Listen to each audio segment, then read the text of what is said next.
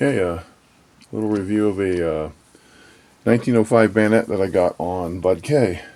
And this is the second time I'm shooting this video because when I was putting it back in the sheath, I discovered a feature that was very unique to bayonets. And of course I had to reshoot the video so I can get that in there. So I'll give you a close look at it. The bluing is nice. It's not sharpened. It is pointy though.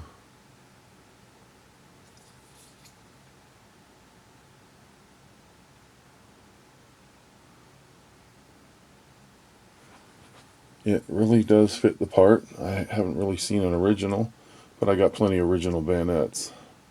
And the grips look great. I mean, if you were to cut it off right here, I might not be able to tell that it's not an original. So yeah, it's fairly nice. Cost I think they ran about $67. And here's a sheath. It did not come with it. I had to buy this extra. This I found on eBay, advertised as original reconditioned or refurbished. So what I'm thinking is that the metal here is the original part, and I'm thinking that they recast or remolded the plastic because it looks new to me. It doesn't look antique. It doesn't look like something somebody's cleaned up. It looks, you can't really clean up stuff that, you know, it was probably the original. They probably had a batch of originals that were so brittle and cracky that they just had to replace them. So it was advertised as reconditioned, refurbished. So I got that just to have it something to put the bayonet in. The great thing about this is it does actually fit on my 1903 Springfield. It's a little hard to get on. Maybe it's a little, you know, gotta wear it in, break it in. But it does go on, and it does lock.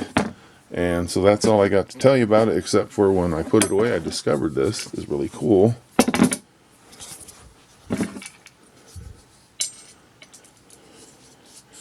So when you put this in, it has a mechanism right here that you push to get it onto the, it retracts the, this little deal in there that allows it to lock in, you know, lock the bayonet onto the rifle. And likewise, when you push it into the sheath, see these little things here? They go into these slots in there. So it actually, you push the mechanism in, and it locks in. You absolutely cannot pull that out. So it's absolutely secure. Now, I've never seen that on a bayonet before. It's really cool. I don't know if they're worried about the enemy, you know, grabbing your knife from you and using it against you or what, but that sucker ain't going to come out of there unless the operator pulls that lever, pushes the lever in, I should say. And it can't be slammed in. You got to actually push that in first. So that's that. If you're thinking about getting one of those, they're on Bud K. I think I forgot to mention that the bayonet is kind of bent to the left. And you probably won't be able to see it, but it's pretty noticeable when you get it on a rifle. I'm not sure if that's a big deal to me or not. I'm not sure if this was tempered steel, so maybe it's stuck that way. Maybe I can't just bend it back a little bit. Not sure, but I'm not going to send it back over that. There you go. Now you know all you need to know about that in case you want one. Bud K knives.